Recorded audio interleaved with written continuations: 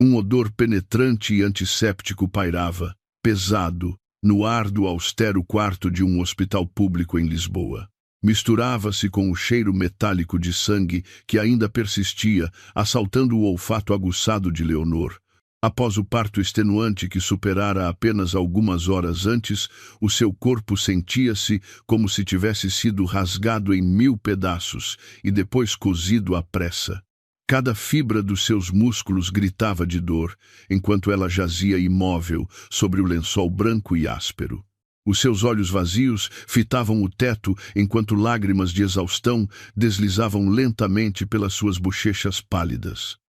O silêncio no quarto era quase ensurdecedor, quebrado apenas pelo bip rítmico do monitor. O batimento do seu coração era a única testemunha fria da sua sobrevivência, mas no fundo do seu ser, uma violenta tempestade de ansiedade formava-se por causa do seu marido. Duarte ainda não tinha aparecido, apesar de as enfermeiras lhe terem comunicado há muito tempo a feliz notícia do nascimento dos seus 3 filhos. De repente, a pesada porta de madeira abriu-se com uma força que sobressaltou Leonor, e Duarte entrou no quarto. Os seus sapatos caros de couro italiano marcavam um ritmo agudo e frio sobre o chão de azulejo brilhante. Vestia impecavelmente um fato cinzento carvão que se ajustava ao seu corpo na perfeição. No entanto, o seu rosto atraente não mostrava o mais pequeno vislumbre da alegria ou do alívio que normalmente se vê num pai de primeira viagem. Pelo contrário, as suas feições encantadoras estavam distorcidas numa máscara de indiferença gélida e uma expressão de repugnância que não fazia qualquer esforço para esconder. Ele não dirigiu um único olhar aos 3 pequenos berços onde os seus filhos recém-nascidos dormiam placidamente. Nem se deu ao trabalho de se aproximar da cama para perguntar como a sua esposa se sentia depois de arriscar a vida para trazer ao mundo os seus herdeiros. Ele simplesmente ficou parado, imóvel, aos pés da cama, com os braços cruzados sobre o peito, olhando para Leonor com uma frieza glacial que fez a temperatura do quarto parecer cair a pique.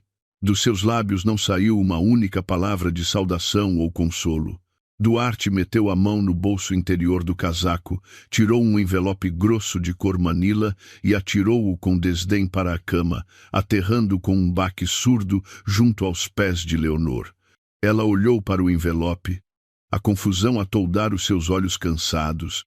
A sua mão trêmula estendeu-se para tocar a superfície fria do papel, enquanto um mau pressentimento começava a oprimir-lhe o peito, tornando cada respiração dolorosa. Com uma voz desprovida de calor ou emoção, cortando o silêncio como um bisturi afiado, Duarte ordenou-lhe que assinasse o documento imediatamente. Disse que estava farto daquela farsa de pobreza e não queria perder nem mais um segundo preso a uma mulher que só sabia ser um fardo financeiro para o seu futuro brilhante. O coração de Leonor pareceu parar por um instante quando compreendeu o conteúdo daquele documento. As palavras a negrito da petição de divórcio atingiram os seus olhos como uma sentença de morte para a vida que ela acreditava estar a construir. "O que significa tudo isto?" sussurrou Leonor. A sua voz soava rouca e quebrada pela emoção enquanto tentava sentar-se. Apesar da dor lancinante no seu ventre que a atormentava sem piedade, ela suplicou a Duarte que visse a realidade. Os seus filhos tinham acabado de nascer há algumas horas. Precisavam da presença de um pai, e ela própria precisava desesperadamente do apoio de um marido no seu momento de maior fraqueza. Duarte riu-se. Foi uma risada áspera e dolorosa, carregada de escárnio. Depois, aproximou-se para se debruçar sobre Leonor, como um predador a encurralar a sua presa. Apontou-lhe um dedo acusador, dizendo que as crianças eram um erro dela, não faziam parte dos seus planos. Troçou dela, dizendo que era demasiado ingênua, se pensava que dar à luz 3 filhos de uma vez o prenderia para sempre a essa vida medíocre e aborrecida. Declarou que tinha ambições muito maiores do que ser simplesmente o marido de uma dona de casa, sem ligações sociais, nem bens valiosos que impulsionassem a sua carreira.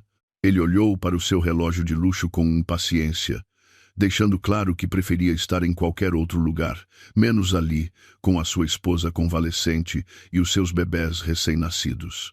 Com um sorriso cruel desenhado nos lábios, saboreando o choque visível no rosto de Leonor, ele declarou que a Sofia o esperava no átrio, e ela não gostava de esperar.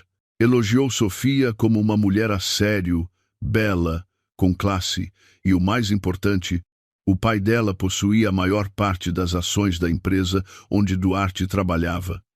Alguém que o poderia levar ao topo do sucesso num piscar de olhos, algo que Leonor nunca poderia fazer, mesmo que tentasse a vida inteira. O nome de Sofia, a mulher de quem Leonor suspeitava há meses, mas cujas suspeitas tinham sido sempre silenciadas com palavras tranquilizadoras, cheias de mentiras, atingiu-a como um soco físico, estilhaçando em 1000 pedaços cada frágil esperança que ainda nutria sobre o seu casamento. As lágrimas brotaram novamente nos olhos de Leonor, mas desta vez não eram de esgotamento físico, mas do imenso sofrimento interior e do choque de enfrentar o monstro que tinha à sua frente. Com uma voz trêmula, que começava a soar um pouco mais firme à medida que a verdade da traição do seu marido se afundava no seu coração, perguntou a Duarte se ele a tinha usado este tempo todo e agora a descartava como lixo precisamente quando ela mais precisava dele. Duarte encolheu os ombros com indiferença, ajustando a gravata no reflexo da janela, sem se importar minimamente com o sofrimento da sua esposa. Disse friamente que não era preciso dramatizar a situação. Deixar-lhe-ia o modesto apartamento e uma pequena pensão mensal, suficiente para que ela e as crianças não morressem de fome, mas que não esperasse mais, porque a partir daquele dia eram estranhos.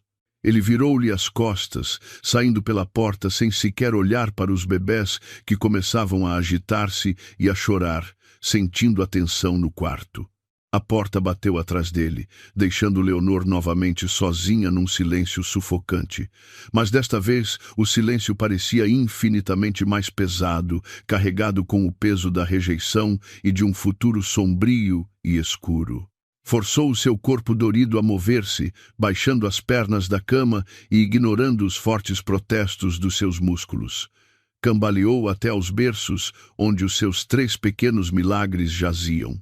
Ao contemplar os seus rostos pequenos, inocentes e frágeis, uma poderosa onda de proteção surgiu dentro dela, misturada com a dor insuportável da rejeição que acabara de sofrer. Como podia um pai virar as costas a estes anjos? Como podia o homem que ela amara nos últimos 5 anos tornar-se um estranho cruel num piscar de olhos? Ela desabou no chão junto aos berços, soluçando desconsoladamente, mas tentando conter a voz para não acordar os filhos, sentindo como se o seu mundo se tivesse desmoronado por completo. Os minutos passaram, pesados como séculos, enquanto Leonor permanecia sentada, mergulhada num abismo de desespero, até que umas batidas educadas mas firmes na porta a devolveram à crua realidade. Enxugou as lágrimas apressadamente, pensando que era uma enfermeira ou um médico que vinha examiná-la. Mas quando a porta se abriu, um grupo de pessoas que ela nunca esperaria entrou no pequeno quarto. À frente ia um homem idoso de cabelo prateado e impecavelmente penteado, vestido com um fraque. A sua postura era ereta e digna, apesar da sua idade avançada. Atrás dele, seguiam-no 4 homens de fato preto que transportavam pastas de couro. Os seus rostos eram sérios e respeitosos. Leonor ficou gelada, o seu coração a bater com força. Reconheceu o homem idoso como Sebastião, o mordomo que servira a sua família durante décadas, um rosto familiar que não via desde que fugiu de casa para se casar com Duarte. Sebastião aproximou-se dela com uma elegância intemporal, parando a alguns passos antes de se ajoelhar sobre um joelho, inclinando a cabeça profundamente em sinal de absoluto respeito. Os 4 advogados atrás dele fizeram o mesmo de imediato, criando uma cena surrealista naquele quarto de hospital com cheiro a medicamentos. A voz de Sebastião tremeu ligeiramente com a emoção contida enquanto saudava a jovem menina Leonor e pedia desculpa por ter demorado tantos anos a encontrar lá. Leonor sentiu que lhe faltava o ar. A fachada de dona de casa comum que usara durante tanto tempo começou a rachar. Sussurrou o nome do idoso, perguntando-lhe como a tinha encontrado ali. Sebastião levantou o olhar, os seus olhos refletindo uma mistura de tristeza e alívio ao olhar para a mulher que outrora fora a menina que ele costumava levar aos ombros a correr pelos jardins da mansão. Com delicadeza, Sebastião deu-lhe a notícia, mas a informação atingiu-a com uma dor diferente, mais complexa e profunda. O seu pai, o grande senhor Vasconcelos, falecera há 3 dias. Antes de morrer, mudara todo o seu testamento, revogando todos os direitos de herança de outros parentes gananciosos e deixando tudo à sua única filha perdida. Um dos advogados adiantou-se, abriu a sua pasta de couro e tirou uma pilha de documentos que pareciam muito mais importantes do que os papéis de divórcio que Duarte tinha deixado. Com um tom de respeito profissional, o advogado disse que, segundo este testamento legal, Leonor era agora a acionista maioritária do Grupo Vasconcelos e a única proprietária de um patrimônio pessoal avaliado em 1.000 milhões de euros, incluindo propriedades, fundos fiduciários e investimentos globais. As cifras flutuaram no ar, criando um contraste agudo e irônico com a pequena pensão que Duarte acabara de mencionar com desdém há poucos minutos. Leonor levantou-se lentamente. A dor física pareceu ser esquecida por um momento, enquanto o peso desta verdade pousava sobre os seus ombros. Olhou dos papéis de divórcio espalhados pelo chão para os documentos da herança multimilionária nas mãos do advogado. A ironia amarga era tão afiada que sentiu como se saboreasse sangue na boca. Duarte tinha a deixado porque pensava que ela era um fardo inútil, perseguindo outra mulher cuja riqueza não era mais do que um grão de pó em comparação com o que Leonor agora possuía. Um fogo começou a arder nos seus olhos, secando as lágrimas da esposa fraca e abandonada, e substituindo-as pelo olhar de aço de uma soberana. Ela tinha renunciado à riqueza da sua família para provar que o amor verdadeiro podia existir sem dinheiro, mas Duarte tinha lhe provado que estava errada da maneira mais cruel possível. E agora, ela não seria mais Leonor, a dona de casa. Ela era Leonor Vasconcelos, a rainha que regressara ao seu trono. A voz de Leonor mudou completamente, despojando-se do tremor da tristeza e adotando um tom de autoridade que estava destinada a possuir, mas que reprimira durante muito tempo. Ordenou a Sebastião que se levantasse. Pediu-lhe que preparasse imediatamente a melhor equipa médica para a transferir, a ela e aos seus filhos, para as instalações de cuidados privados do Grupo Vasconcelos, porque não queria permanecer naquele lugar deprimente nem mais um minuto.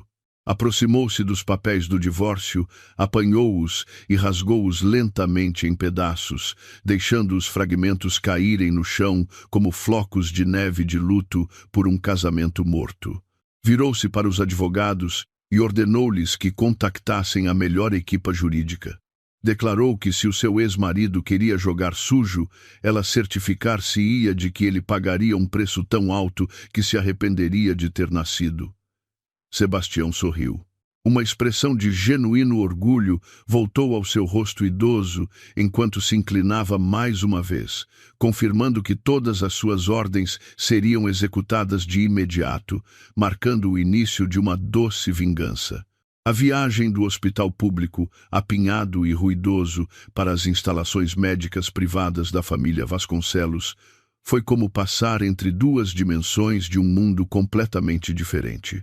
Uma transição que marcava o fim da vida de Leonor como esposa maltratada e o início de uma nova era como a única soberana de uma riqueza inimaginável.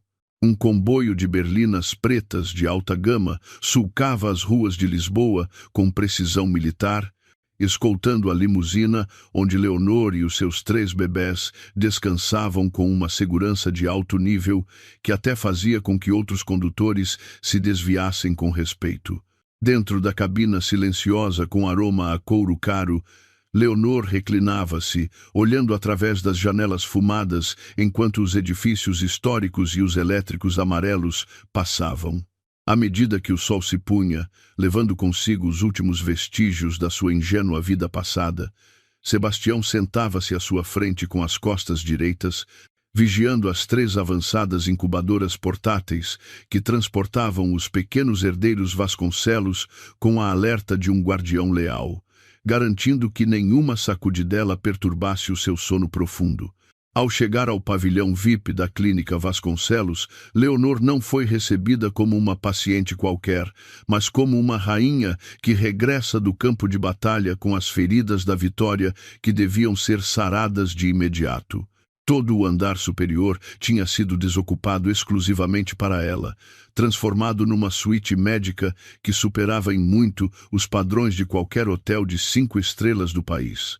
As paredes estavam revestidas com painéis de mogno quentes, o chão coberto com tapetes persas grossos e macios, e a vista noturna da cidade de Lisboa estendia-se desde as janelas do chão ao teto, oferecendo uma perspectiva de poder absoluto. Os melhores médicos especialistas e enfermeiras privadas, que tinham jurado confidencialidade, alinharam-se para lhe dar as boas-vindas, prontos para atender a todas as suas necessidades médicas e de conforto, sem que ela tivesse de o pedir.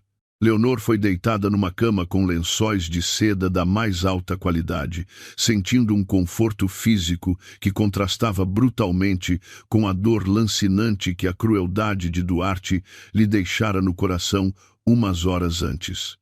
Depois de se certificar de que os seus 3 bebés recebiam os melhores cuidados na nursery privada ligada diretamente ao seu quarto, Leonor pediu um momento a sós antes de discutir assuntos de negócios com a equipa jurídica.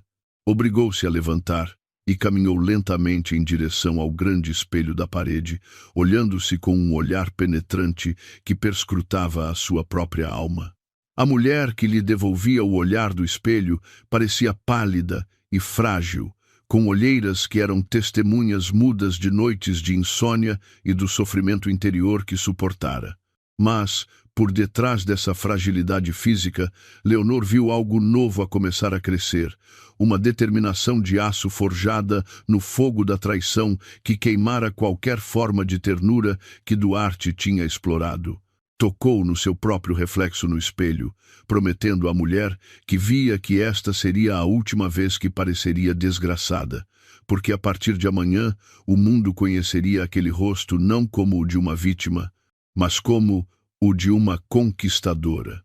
A sua mente divagou para o passado, recordando a decisão impulsiva, mas romântica, que tomou há 5 anos quando escolheu abandonar o grande apelido Vasconcelos para procurar um amor puro, não contaminado pela riqueza. Recordou como conheceu Duarte, um jovem ambicioso de uma família normal, que a fez acreditar que o amor podia ser construído de raiz, lutando lado a lado contra as durezas do mundo. Leonor tinha ocultado a sua identidade na perfeição, vivendo com simplicidade, cozinhando, limpando e até poupando do dinheiro das compras para oferecer a Duarte uma secretária decente. Fez tudo isso com a esperança de que Duarte a amasse por quem ela era, não pela herança de 1.000 milhões de euros que a esperava. Duarte, de facto, passara nesse teste inicial. Casou-se com a Leonor pobre. Mas à medida que o tempo passava e as suas ambições cresciam, a máscara daquele homem começou a rachar e, finalmente, estilhaçou-se precisamente no momento em que Leonor mais precisava de apoio. O seu experimento de amor fracassara redondamente e o preço foi o seu coração partido.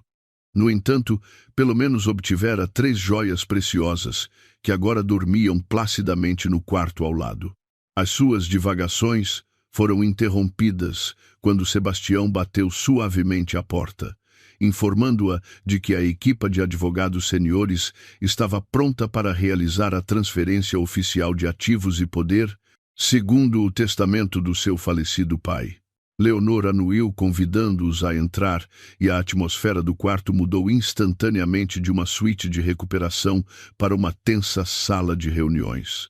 Os advogados desdobraram vários documentos volumosos à sua frente, explicando os detalhes dos ativos que agora estavam sob o seu controlo, desde ações maioritárias em empresas mineiras e cadeias hoteleiras internacionais, até propriedades imobiliárias em várias capitais do mundo. As cifras que ali apareciam eram tão fantásticas que eram difíceis de processar para uma pessoa comum. Mas, para Leonor, que fora educada desde criança para este papel, tudo lhe pareceu familiar. Ouviu atentamente os seus relatórios, os seus olhos examinando cada cláusula com uma acuidade que fez suar frio os veteranos advogados, que se aperceberam de que a sua jovem senhora não era uma boneca bonita, ignorante dos negócios. Enquanto isso, noutro canto da cidade, num exclusivo clube noturno no bairro do Chiado, cheio de fumo de charutos caros e música inebriante, Duarte celebrava a sua liberdade com euforia e sem o menor remorso. Estava sentado num sofá de veludo vermelho na zona VIP, com um copo de cristal com o champanhe mais caro numa mão, enquanto a outra rodeava possessivamente a cintura esbelta de Sofia, que ria coquetemente ao seu lado. Os amigos bajuladores de Duarte rodeavam-nos, felicitando-o tanto pelo nascimento dos seus filhos como pelo seu divórcio. Uma ironia moral que só podiam entender aqueles que tinham perdido a consciência em busca do estatuto social. Duarte sentia-se o rei do mundo naquela noite, livre do fardo de uma esposa aborrecida e crianças barulhentas, e convencido de que o seu futuro com Sofia o levaria ao topo do sucesso que sempre sonhara. Contou aos seus amigos o alívio que sentia por se ter livrado finalmente do parasita que travava a sua carreira, referindo-se a Leonor com um tom depreciativo que foi recebido com risos por Sofia e os seus amigos. Sofia, com um vestido de designer que exibia as suas curvas e joias de diamantes que brilhavam sob as luzes da discoteca, olhava para Duarte com uma adoração calculada, vendo-o como um troféu da sua vitória sobre outra mulher. Sussurrou-lhe palavras doces ao ouvido, prometendo-lhe que o seu pai em breve o nomearia diretor-geral de uma das suas filiais como presente de casamento. Duarte sorriu de orelha a orelha, o seu ego nas nuvens, sentindo que a sua decisão de se divorciar de Leonor era a jogada empresarial mais brilhante que fizera na sua vida. Imaginou Leonor naquele momento a chorar num modesto apartamento, a contar moedas para comprar leite, e esse pensamento produziu-lhe uma sádica satisfação, uma validação de que ele era o vencedor no drama da vida. Mal sabia ele que, muito acima dele, na verdadeira torre de marfim do poder, a mulher que ele humilhara estava a preparar uma tempestade de destruição especialmente para ele. De volta ao luxuoso quarto de hospital, Sebastião entregou a Leonor um dossiê especial com uma capa vermelha, um arquivo que continha um segredo que Leonor guardara zelosamente de Duarte. O dossiê continha dados completos sobre a Avança Sem Limites, a startup de Duarte, que ele sempre se gabara de ser o resultado do seu próprio trabalho árduo e gênio. Leonor folheou as páginas do relatório financeiro da empresa com um sorriso irônico, vendo o facto de que, durante os últimos 3 anos, a empresa de Duarte estivera à beira da falência repetidas vezes, mas sempre que estava prestes a colapsar, aparecia sempre um investidor anjo ou um projeto milagroso que a salvava no último segundo.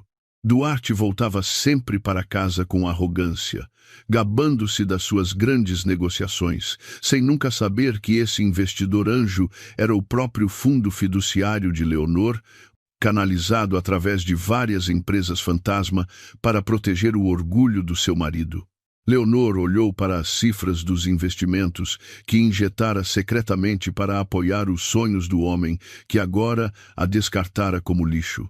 Durante todo este tempo, vivera com austeridade, Abstivera-se de comprar roupa nova, fingindo que o seu salário como tradutora freelancer mal chegava para comer, quando na realidade estava a injetar milhões de euros para cobrir a incompetência de Duarte na gestão do seu negócio. O amor a cegara a fizera estar disposta a ser a heroína anônima nos bastidores, permitindo que Duarte vivesse na ilusão de que era um empresário de sucesso e independente. Mas naquela noite, essa ilusão tinha de terminar da maneira mais dolorosa, para que Duarte se apercebesse de que, sem Leonor, ele não era mais do que um homem comum, com habilidades medianas e demasiados sonhos. Leonor pegou na caneta de ouro que Sebastião lhe ofereceu, a sua ponta a pairar sobre o papel da ordem de cessação da cooperação de investimento. Com uma voz tranquila, mas que continha uma autoridade mortal, Leonor perguntou a Sebastião sobre o estado da injeção de fundos deste trimestre, que deveria chegar na manhã seguinte para salvar as operações da empresa de Duarte. Sebastião explicou em detalhe que, sem esses fundos, a empresa de Duarte entraria em incumprimento com fornecedores e bancos em menos de 48 horas, o que levaria à penhora de ativos e à falência total. Leonor anuiu lentamente. Os seus olhos não mostravam a menor piedade ao recordar o rosto frio de Duarte quando lhe atirou os papéis do divórcio. Disse a Sebastião que já era hora de Duarte aprender a valer-se por si mesmo, sem a muleta que tanto desprezara. Era hora de ele sentir o frio do verdadeiro mundo dos negócios, sem o cálido manto protetor de Leonor. Com um movimento firme, Leonor assinou o documento de cessação do investimento. O traço da sua tinta sobre o papel branco era como uma sentença de morte para a carreira de Duarte, e ela não parou por aí. Também instruiu a equipa jurídica a começar a reclamar todos os empréstimos bonificados que tinham sido concedidos através das empresas fantasma, com os juros comerciais completos aplicáveis, segundo os contratos que Duarte nunca lera com atenção, demasiado confiante em si mesmo. Ordenou a Sebastião que contactasse todos os bancos que tinham dívidas pendentes com a empresa de Duarte e exercesse uma pressão subtil para que endurecessem as condições de crédito ou exigissem o pagamento imediato. Isto não era simplesmente uma retirada de apoio. Era um ataque financeiro coordenado, desenhado para paralisar o alvo de um só golpe, inesperado e devastador. Terminados os assuntos de negócios, Leonor pediu a Sebastião que aproximasse uma das incubadoras da sua cama. Contemplou o pequeno rosto do seu filho a dormir, os seus dedinhos a agarrarem com força a manta, como se procurasse um apoio neste novo e estranho mundo. Leonor tocou suavemente no vidro da incubadora, sussurrando uma promessa aos seus filhos de que nunca lhes faltaria amor nem bens materiais em toda a sua vida. Prometeu ser pai e mãe para eles e certificar-se-ia de que o homem que os rejeitara nunca teria o direito nem a oportunidade de lhes voltar a fazer mal. A presença dos seus filhos tornou-se a sua nova fonte de força, transformando a tristeza no combustível de uma ambição ilimitada para construir uma fortaleza inexpugnável à sua volta. A noite avançava, e as luzes de Lisboa cintilavam à distância como milhões de olhos a testemunhar o renascimento de uma deusa da vingança. Leonor apoiou a cabeça na almofada, sentindo o esgotamento físico começar a apoderar-se dela, mas a sua mente permanecia acutilante e desperta, planeando o próximo movimento nesta partida de xadrez. Sabia que Duarte acordaria amanhã com uma ressaca, mas essa dor de cabeça não seria nada comparada com a enxaqueca financeira que o atingiria assim que pusesse um pé no seu escritório. Leonor fechou os olhos. Um sorriso leve e misterioso desenhou-se nos seus lábios, imaginando o rosto aterrorizado de Duarte ao dar-se conta de que o seu mundo estava a desmoronar-se, enquanto ela observaria a destruição da sua torre de marfim, com uma chávena de infusão quente na mão, desfrutando do espetáculo que acabara de começar. Passaram-se 3 meses desde aquela noite fatídica no hospital, tempo suficiente para uma frágil lagarta se transformar numa borboleta de aço, pronta para conquistar os céus. Leonor encontrava-se no meio do ginásio privado, situado na ala leste da sua nova residência. O suor empapava o seu corpo, agora muito mais tonificado e firme, graças a um treino intensivo e disciplinado.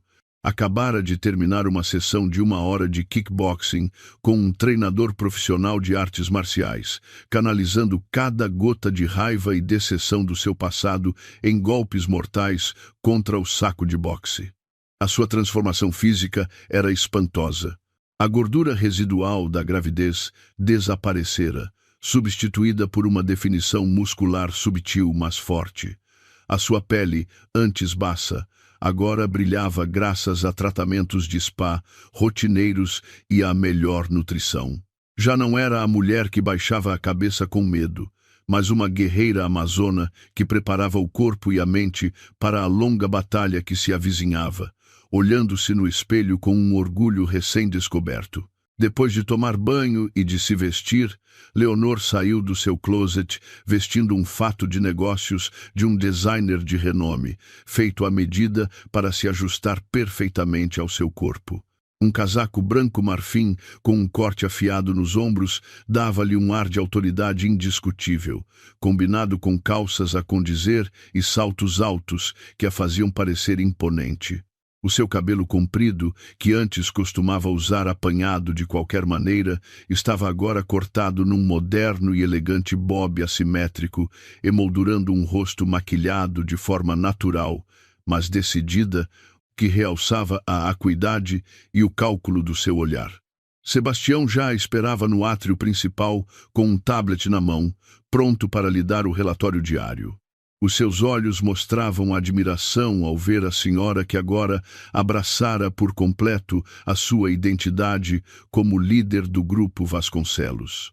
Cada passo de Leonor sobre o chão de mármore ressoava com confiança, um sinal para o mundo de que o seu tempo de luto terminara e a sua era de liderança começara.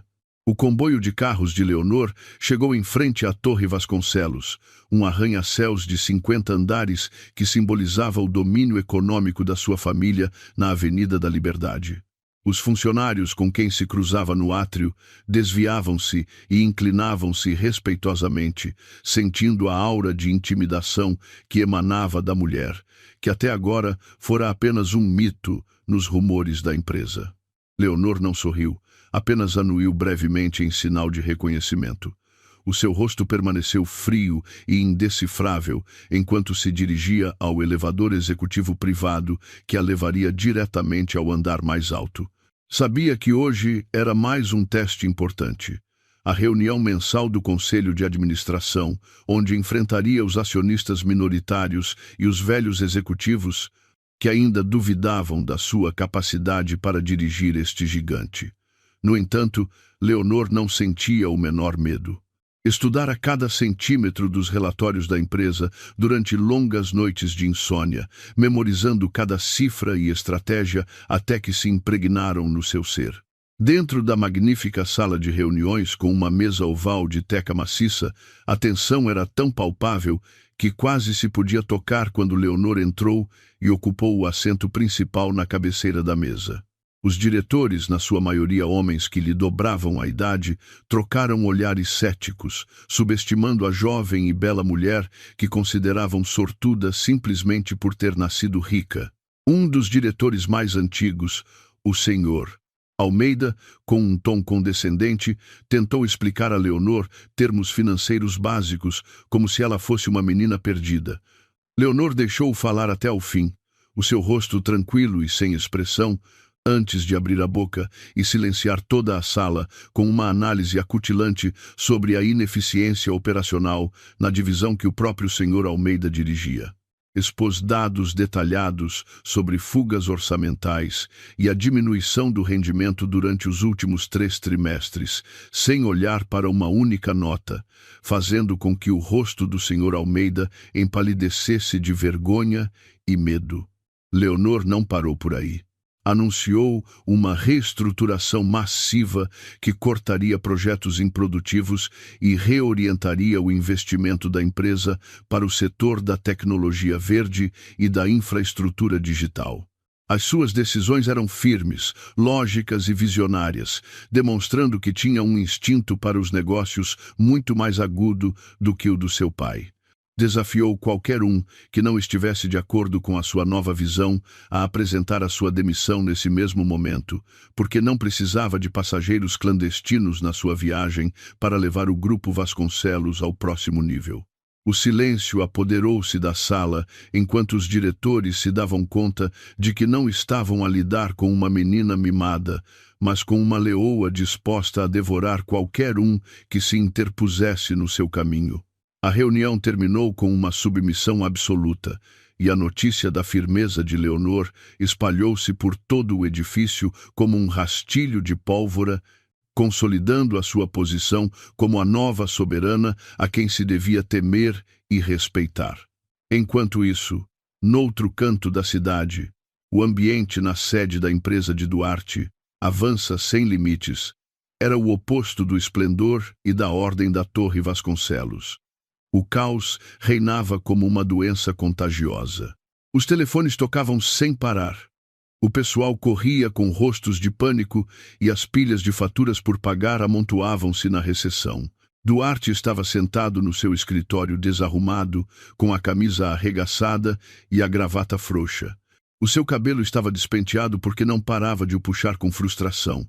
Olhava para o ecrã do computador que mostrava um gráfico do fluxo de caixa da empresa em queda livre para o vermelho intenso. Uma visão de terror que nunca imaginou que ocorreria tão rápido.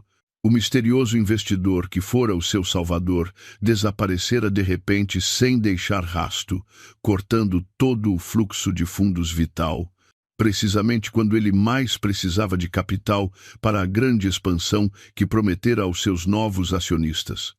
O seu diretor financeiro, um homem de meia-idade que parecia consumido pelo estresse, entrou a tremer no escritório com as últimas más notícias que fizeram o sangue de Duarte ferver. O banco principal, que sempre lhe fornecera linhas de crédito bonificadas, congelara de repente a conta da empresa, alegando uma violação do rácio de dívida e uma mudança na política interna de gestão de riscos. Não só isso, 3 dos seus principais fornecedores de matérias-primas tinham detido os envios nessa mesma manhã, exigindo o pagamento a pronto de todas as faturas pendentes antes de voltarem a enviar um único parafuso.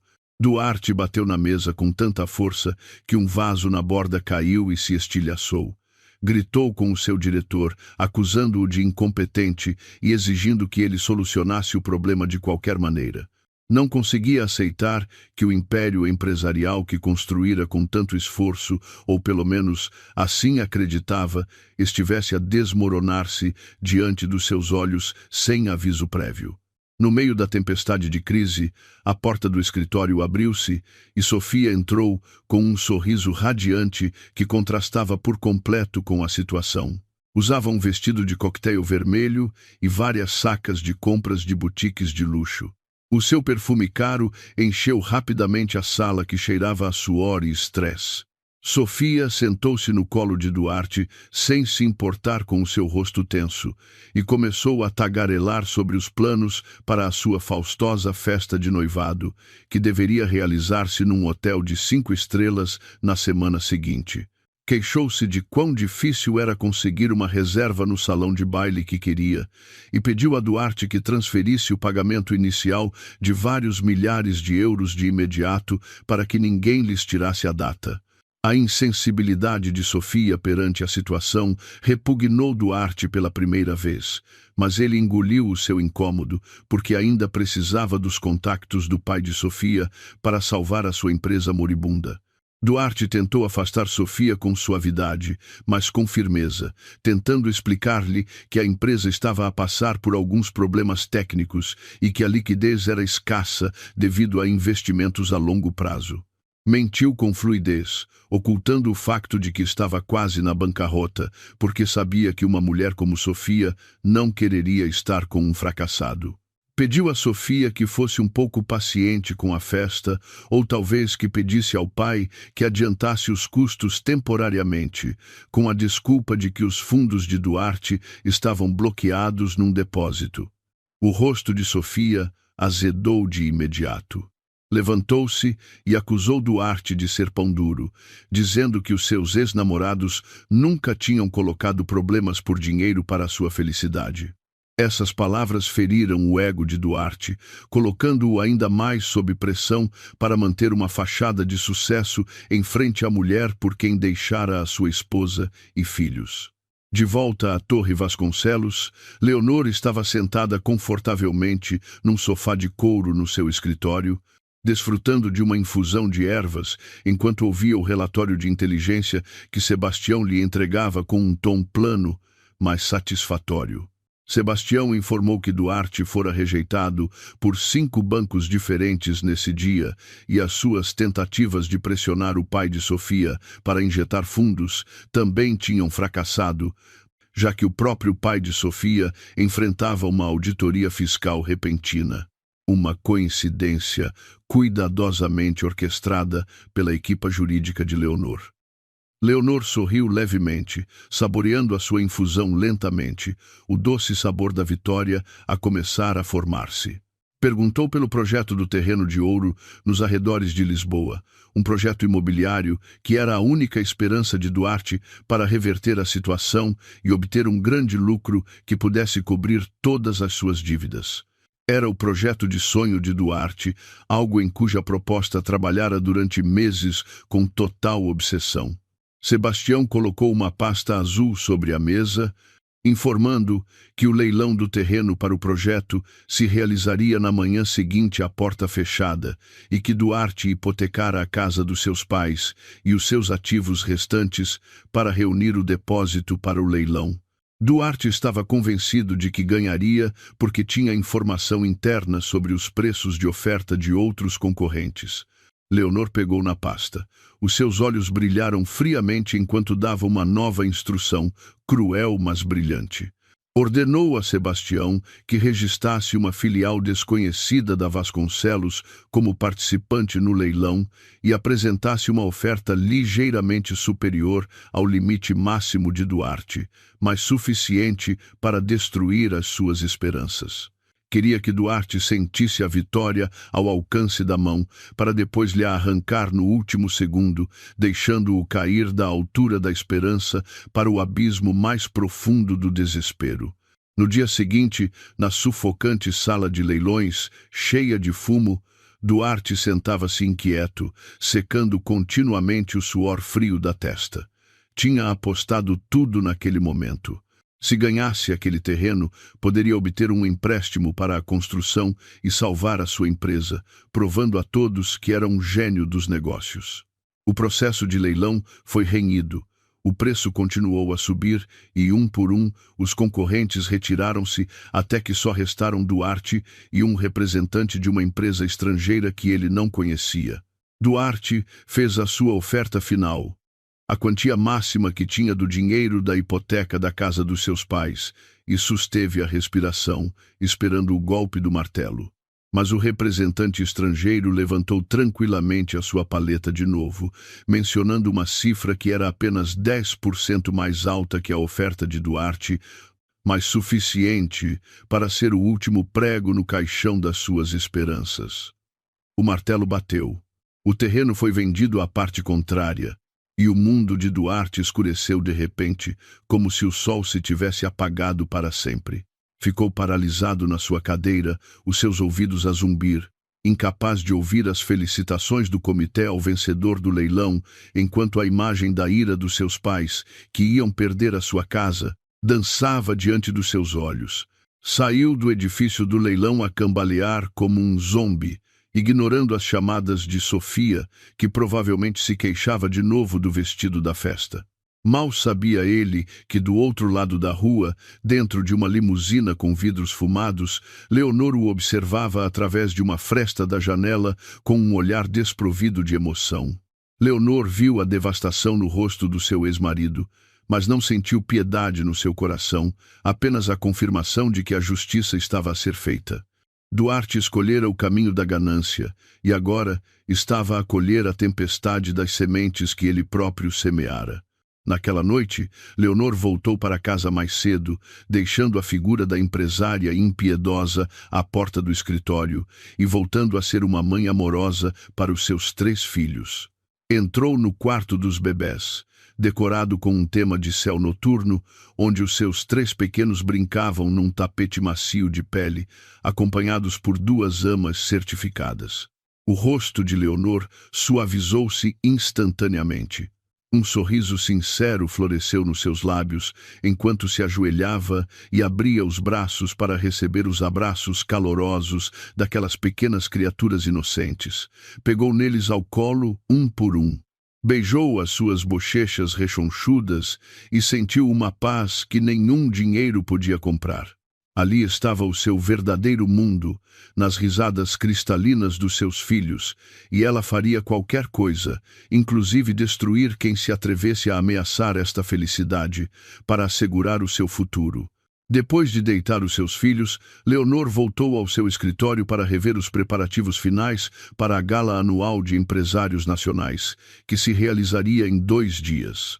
Seria a sua estreia oficial em público como líder do Grupo Vasconcelos, o momento em que sairia das sombras e se apresentaria ao mundo da elite empresarial portuguesa.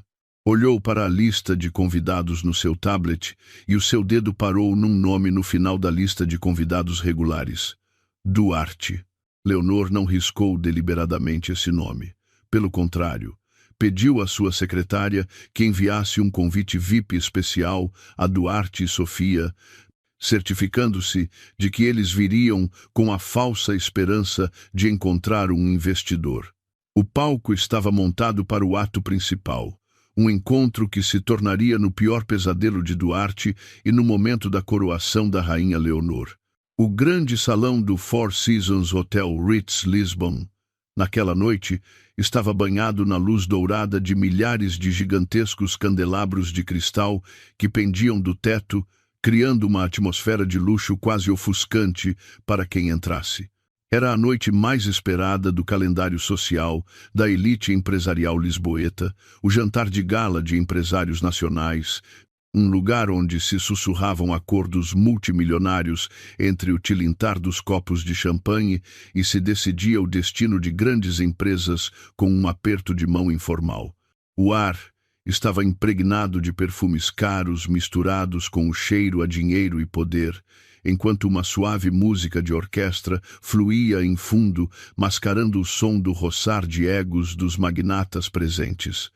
Para a maioria dos convidados, esta noite era uma oportunidade para exibir riqueza e contactos, mas para Duarte era o último campo de batalha, uma aposta de vida ou morte, em que devia conseguir um investidor ou enfrentar a ruína total que já o esperava.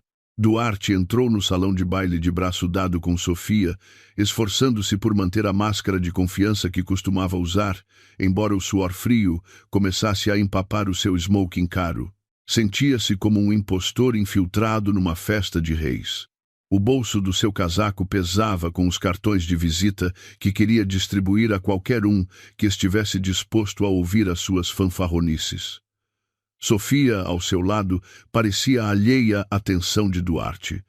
Estava ocupada a admirar-se, certificando-se de que o vestido de noite de lantejoulas prateadas que o obrigara a comprar com um cartão de crédito já sobrecarregado atraísse a atenção de todos. Sofia não parava de sussurrar queixas sobre o carro alugado que os trouxera, dizendo que era menos elegante do que os dos seus amigos, sem se dar conta de que o custo do aluguer era o último dinheiro vivo que Duarte tinha na sua carteira. No meio da multidão densa, Duarte tentou cumprimentar alguns velhos conhecidos e antigos parceiros de negócios, esperando poder iniciar uma conversa sobre oportunidades de investimento na sua empresa moribunda. No entanto, a resposta que recebeu foi extremamente fria e inquietante. As pessoas que antes o recebiam calorosamente agora pareciam evitá-lo, dando desculpas triviais para se afastarem ou fingindo não o ver. Duarte começou a sentir um pânico crescente, apercebendo-se de que o cheiro a fracasso poderia ter se espalhado nesta elite mais depressa do que pensava. Ouvia rumores em cada canto da sala, sussurros sobre uma mudança de liderança no grupo Vasconcelos, o gigante empresarial que estivera adormecido, e sobre um misterioso herdeiro único que, segundo se dizia, seria apresentado oficialmente naquela noite pela primeira vez. De repente, as luzes principais do salão atenuaram-se drasticamente, deixando um único foco de luz centrado na grande escadaria curva no final da sala. Instantaneamente, todas as conversas cessaram. A voz autoritária do apresentador ressoou pelos altifalantes, anunciando com grande respeito a presença da nova presidente do Conselho de Administração do Grupo Vasconcelos, a figura que lideraria o maior conglomerado de Portugal para uma nova era. As portas duplas no topo da escadaria abriram-se lentamente e uma figura feminina saiu da escuridão para a luz, fazendo com que milhares de pares de olhos ficassem fixos, sustando a respiração. A mulher usava um vestido de noite de veludo preto profundo, desenhado à medida para se ajustar elegantemente ao seu corpo, com um detalhe de ouro puro no pescoço que irradiava uma aura de majestade e mistério, e uma pequena, mas antiquíssima, tiara de diamantes que brilhava sobre o seu impecável corte de cabelo bob assimétrico. Duarte semicerrava os olhos, tentando focar a sua vista na figura que estava muito acima, sentindo que havia algo muito familiar na sua postura e na sua forma de estar. O seu coração começou a bater a um ritmo irregular, uma negação subconsciente a formar-se na sua mente, gritando que o que via não podia ser real. A mulher começou a descer as escadas com passos graciosos e seguros. Cada toque dos seus saltos parecia afirmar o seu domínio sobre todos na sala. Quando o seu rosto foi finalmente capturado claramente pela luz do foco, Duarte sentiu como se o chão debaixo dos seus pés se desmoronasse. Aquele rosto, embora agora maquilhado profissionalmente, com um aspecto afiado e uma expressão fria e desconhecida, era o mesmo que vira todas as manhãs na mesa do pequeno almoço, o rosto da mulher a quem chamara aborrecida e de quem se divorciara no hospital. Era a Leonor. Sofia, de pé ao lado de Duarte, agarrou-lhe o braço com as suas unhas afiadas. Os seus olhos arregalaram-se de surpresa e uma inveja ardente ao ver a mulher que considerava uma rival inferior, transformada no centro do universo. Sussurrou com voz trêmula, perguntando a Duarte se os seus olhos a enganavam ou se a mulher no topo da escadaria era realmente a sua ex-mulher, a que supostamente era pobre. Duarte não conseguiu responder. A sua boca sentia-se seca como um deserto, o seu cérebro em curto-circuito, tentando processar a realidade que o atingia como um comboio de alta velocidade. Como era possível que a Leonor, a mulher que sempre usava batas gastas e contava o dinheiro para as compras, fosse a única herdeira do lendário Grupo Vasconcelos? As memórias das pequenas mentiras de Leonor, a sua recusa em falar da sua família e a sua repentina partida da casa dos seus pais agora giravam na cabeça de Duarte, formando uma imagem completa e aterradora de quão estúpido ele tinha sido. Leonor desceu do pódio e foi recebida por um aplauso estrondoso que ressoou por toda a sala. Os principais empresários apressaram-se a aproximar-se dela, mas ela passou por entre eles com um sorriso leve, educado, mas distante. Subiu ao pódio, colocou-se atrás do microfone e olhou para o mar de rostos humanos à sua frente com uma calma aterradora. Os seus olhos percorreram a sala como se procurassem alguém, e quando o seu olhar se encontrou com os olhos desorbitados de Duarte à distância, o tempo pareceu parar para ambos. Não havia anseio nem dor nos olhos de Leonor, apenas o olhar frio de um juiz a observar um condenado à morte. Um reconhecimento silencioso de que sabia que Duarte estava ali e que desfrutava do seu medo. Leonor começou o seu discurso. A sua voz era clara, inteligente e cheia de autoridade, falando da visão do futuro da economia digital e da responsabilidade social corporativa. Temas que Duarte outrora pensara serem demasiado complexos para o cérebro simples da sua esposa.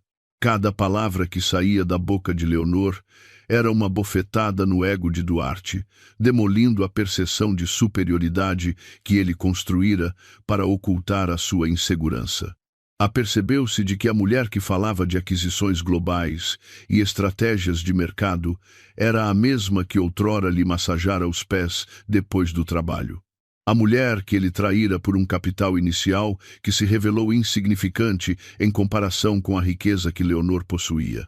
Duarte sentiu náuseas, uma combinação de arrependimento tardio e uma cobiça que se reacendeu selvaticamente. Um pensamento astuto começou a infiltrar-se na sua mente aterrorizada. Se Leonor era multimilionária, então, como seu ex-marido e pai dos seus filhos, seguramente ainda tinha uma oportunidade de obter uma parte daquele bolo gigante. Soltou bruscamente a mão de Sofia, ignorando os seus protestos, e começou a abrir caminho entre a multidão para se aproximar do pódio, impulsionado pela ilusão de que poderia consertar tudo com uma conversa doce. O discurso de Leonor terminou e ela desceu do pódio, imediatamente rodeada por diretores de banco e figuras influentes que a queriam bajular, formando uma barreira humana difícil de penetrar. Duarte abriu caminho imprudentemente através da linha de guarda-costas, usando os cotovelos e o corpo para avançar, os seus olhos fixos na figura da sua ex-esposa como um louco. Quando finalmente conseguiu aproximar-se o suficiente para ser ouvido, gritou o nome de Leonor com uma voz forçada para soar familiar e carinhosa, esperando reacender algum sentimento antigo. Leonor parou, levantando lentamente a mão para indicar aos seus guarda-costas que deixassem o homem aproximar-se. Um sorriso misterioso apareceu nos seus lábios. A elite curiosa que os rodeava formou rapidamente um círculo, cheirando um drama interessante, o que fez com que Duarte sentisse que tinha o palco de que precisava para desdobrar o seu encanto. Duarte parou em frente a Leonor, tentando recuperar o fôlego e arranjar o seu fato desalinhado. Depois, pôs o seu melhor sorriso, aquele que sempre conseguira derreter o coração da mulher. Cumprimentou Leonor, chamando-lhe querida, fingindo que o divórcio e a humilhação no hospital nunca tinham acontecido, e elogiou a sua incrível aparência naquela noite. Disse em voz alta, para que os que estavam perto o ouvissem, que estava muito orgulhoso das conquistas da sua esposa e que sempre soube que ela ocultava o seu grande potencial para apoiar a carreira dele.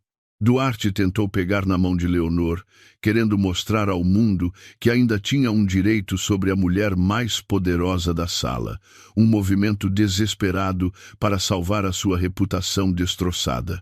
Mas a mão de Leonor não lhe respondeu. Em vez disso, ela cruzou os braços sobre o peito e olhou para Duarte com um olhar que poderia congelar a lava. Com uma voz tranquila, mas suficientemente alta para ser ouvida pelo círculo íntimo que os rodeava, Leonor interrompeu as tolices de Duarte com precisão cirúrgica. Corrigiu-o friamente, declarando: "Já não sou sua esposa, sou a senhorita Leonor Vasconcelos." E lembrou-lhe que fora ele quem lhe atirara os papéis do divórcio à cara quando ela acabara de dar à luz. As palavras deslizaram como punhais, fazendo com que o sorriso no rosto de Duarte se quebrasse e os convidados à sua volta começassem a sussurrar surpreendidos, olhando para Duarte com desprezo. Leonor não parou por aí.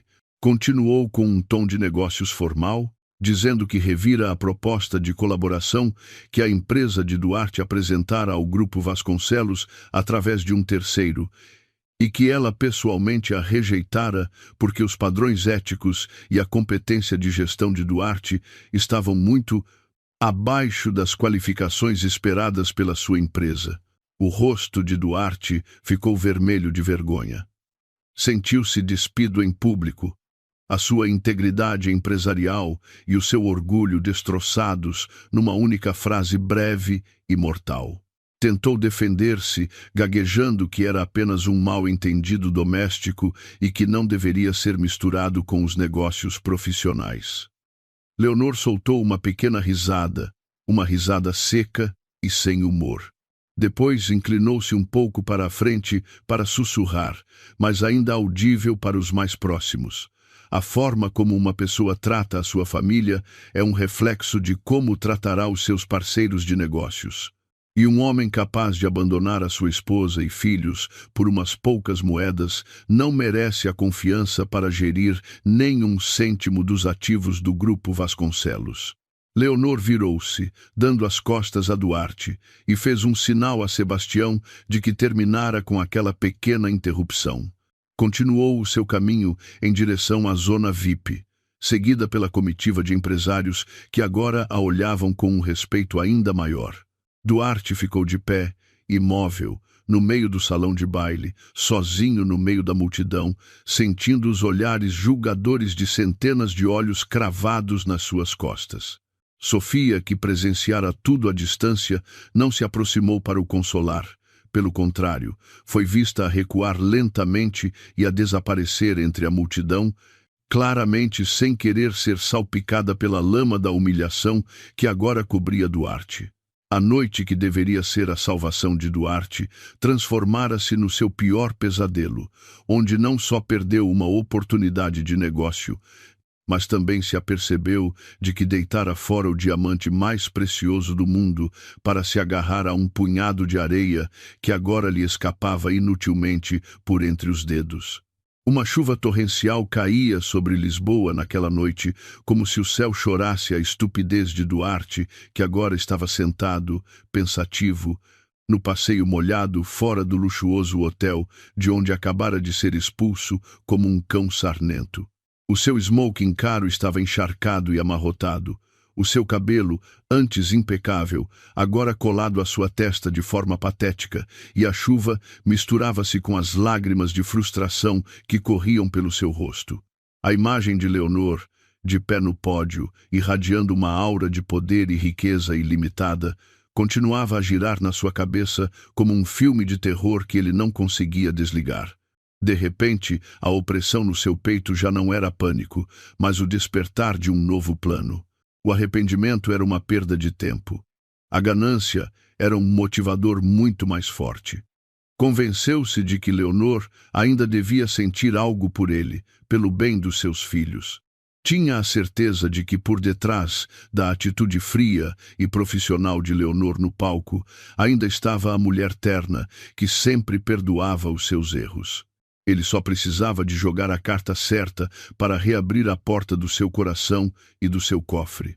Na manhã seguinte, Duarte apareceu em frente ao portão principal da residência privada da família Vasconcelos, com uma aparência muito diferente da noite anterior. Uma transformação cuidadosamente desenhada. Usava uma camisa branca lisa, ligeiramente amarrotada, e umas simples calças de tecido. Deixara a barba por fazer de propósito para dar uma impressão de depressão e desleixo, e na sua mão levava um ramo barato de lírios brancos que comprara na rua. Parou em frente ao intercomunicador com uma cara lastimosa, suplicando aos seguranças que o deixassem ver a sua esposa e os seus filhos, atuando como um pai desesperado que sentia a falta da sua família. Sabia que as câmaras de segurança gravavam cada um dos seus movimentos e esperava que Leonor estivesse a ver esta atuação dramática de dentro do seu palácio, esperando que o seu coração de mãe se comovesse ao ver o estado lamentável do seu ex-marido. Dentro da sofisticada sala de monitores de segurança, Leonor sentava-se, saboreando o seu café preto, olhando para o ecrã que mostrava o rosto suplicante de Duarte com uma expressão plana e indecifrável. Sebastião estava de pé atrás dela, o seu rosto idoso enrugado de desgosto ao ver a farsa de Duarte, e ofereceu-se para enxotar o homem de uma maneira mais contundente do que com simples palavras. No entanto, Leonor levantou a mão para deter a intenção de Sebastião. Outro plano formava-se na sua mente acutilante. Decidiu deixar Duarte entrar, não porque se tivesse abrandado, mas porque queria ouvir por si mesma até que ponto aquele homem estava disposto a rebaixar-se por dinheiro e queria dar-lhe uma rejeição direta que destruiria as suas esperanças pela raiz. Leonor ordenou que se abrissem os portões, preparando-se para um novo capítulo neste jogo mental. Duarte entrou no magnífico salão principal com passos hesitantes. Os seus olhos arregalaram-se ao ver o interior da casa, que se assemelhava a um palácio clássico europeu com um toque moderno e elegante. Viu quadros originais de mestres mundiais pendurados nas paredes, vasos da dinastia Ming nos cantos e móveis, cujo preço provavelmente poderia saldar todas as dívidas da sua empresa de imediato. A cobiça reacendeu-se nos seus olhos, fortalecendo a sua determinação de não sair daquela casa sem conseguir algo. Quando Leonor finalmente desceu as escadas, vestindo um elegante vestido de seda, Duarte ajoelhou-se imediatamente no chão de mármore. Lágrimas de crocodilo começaram a brotar dos seus olhos, enquanto se arrastava em direção aos pés de Leonor, tentando alcançar a bainha do seu vestido com mãos trêmulas. Com uma voz rouca e fingida, Duarte começou o seu ataque emocional, dizendo que perdera o juízo temporariamente devido à imensa pressão do trabalho. Inventou uma história falsa de que Sofia o apanhara, dando-lhe drogas ou bebidas que o deixaram inconsciente e que nunca a amara de verdade nem por um segundo. Jurou por Deus que o seu coração sempre pertencera a Leonor e aos seus filhos e que a decisão do divórcio fora tomada num estado mental instável devido ao estresse. Usou termos médicos ao acaso para justificar a sua crueldade. Suplicou a Leonor que se lembrasse dos bons momentos do seu namoro, das suas lutas juntos, e que lhe desse uma última oportunidade para consertar a sua família pelo futuro dos seus 3 inocentes bebés. Leonor ouviu todo o discurso de Duarte sem interromper. O seu rosto estava tão calmo como a superfície de um lago gelado, mas por detrás dessa calma escondia-se uma fúria controlada. Quando Duarte finalmente parou de falar, sem fôlego e sem lágrimas, Leonor deu um passo atrás para evitar o seu contacto, olhando-o com uma profunda repugnância. Começou a falar num tom baixo, mas afiado, desmontando, uma por uma, as mentiras de Duarte com factos irrefutáveis. Mencionou datas específicas em que Duarte fora de férias para Bali com Sofia, enquanto Leonor estava numa gravidez avançada e com dores. Mostrou provas de transferências de dinheiro do lar que Duarte usara para comprar joias para a sua amante, destruindo a narrativa de vítima que Duarte estava a construir. E não parou por aí. Leonor lançou então uma bomba de verdade ainda maior, apontando diretamente ao frágil ego de Duarte como homem e empresário. Revelou que durante todo este tempo ela fora o principal pilar do negócio de Duarte, explicando em detalhe como utilizara os seus fundos pessoais para cobrir as estúpidas perdas que Duarte causara com decisões empresariais impulsivas e incompetentes. Disse a Duarte que o sucesso de que tanto se orgulhava era apenas uma ilusão comprada com o dinheiro da esposa, a quem chamava parasita, e que sem a intervenção de Leonor, Duarte teria sido um indigente há 2 anos. O rosto de Duarte empalideceu e depois enrubesceu de uma vergonha misturada com uma raiva explosiva ao dar-se conta de que vivera da misericórdia da mulher que subestimava. A máscara de arrependimento de Duarte estilhaçou-se instantaneamente, substituída pelo seu verdadeiro rosto, feio e cheio de rancor. Levantou-se e começou a apontar para Leonor com rudeza, gritando, acusando Leonor de ser uma mentirosa astuta que ocultara deliberadamente a sua riqueza para brincar com ele e testá-lo como a um rato de laboratório. Torceu os factos, dizendo que a sua infidelidade fora o resultado da desonestidade de Leonor, que procurara uma fuga porque sentia uma distância criada pelos segredos da sua esposa, uma lógica retorcida. Duarte tentou justificar os seus próprios pecados, culpando a vítima, uma tática manipuladora clássica de um narcisista encurralado.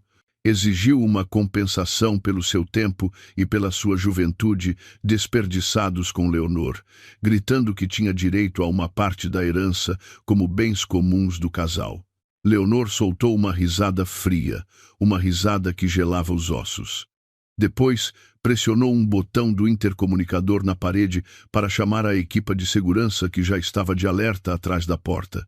Pegou numa cópia do acordo pré-nupcial que Duarte assinara arrogantemente no seu dia, porque na altura pensava que Leonor era pobre e não queria partilhar os seus bens, e atirou-lhe à cara.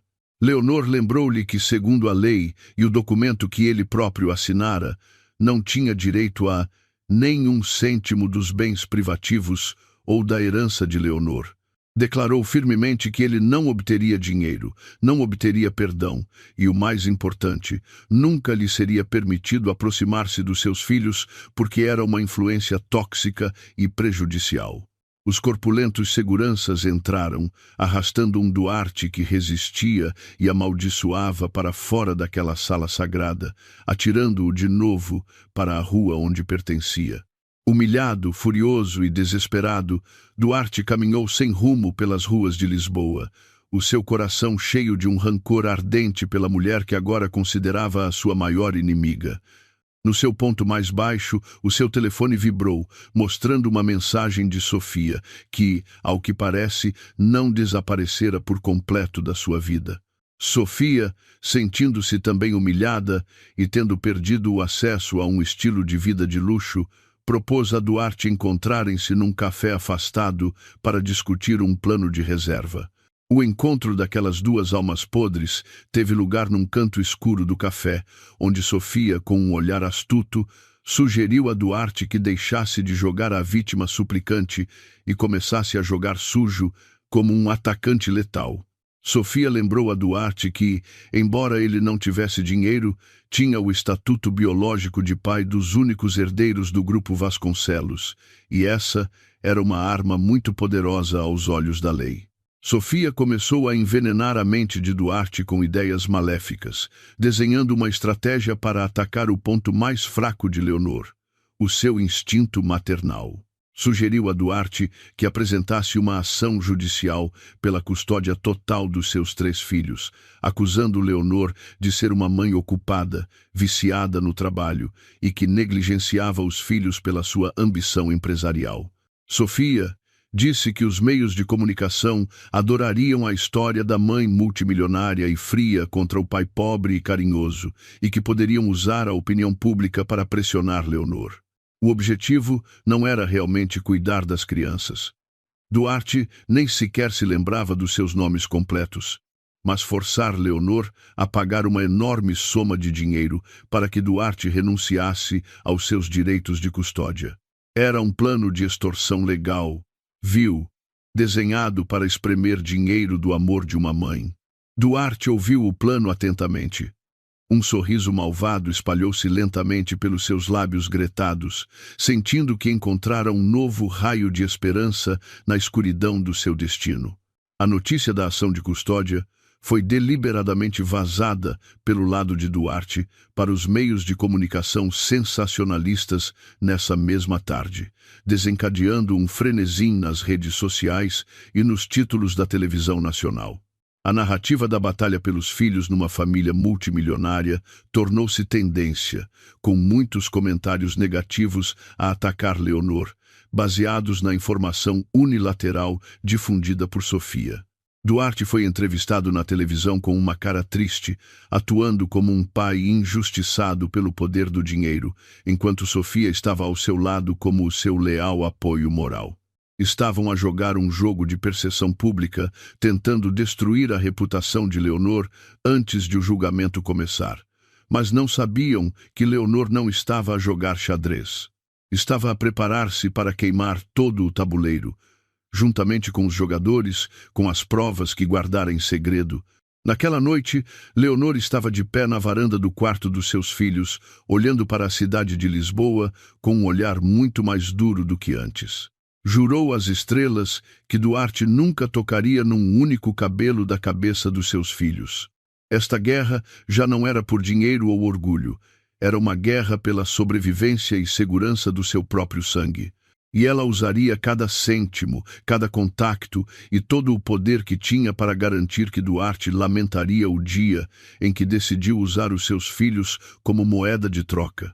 O silêncio que envolveu a sala do tribunal, após a reprodução do vídeo, foi muito mais tenso do que o bulício de qualquer mercado. Os rostos dos presentes, antes cheios de curiosidade, agora refletiam uma mistura de repugnância e ira contida, dirigidos diretamente a Duarte e Sofia, que permaneciam petrificados no banco dos réus. O juiz-presidente olhou para o ecrã, agora escuro, com o maxilar cerrado, depois dirigiu o seu olhar penetrante a Duarte, que parecia como se a sua alma acabasse de ser arrancada do seu corpo. Não restava nenhum vestígio da arrogância, nem da atuação lastimosa que exibira antes.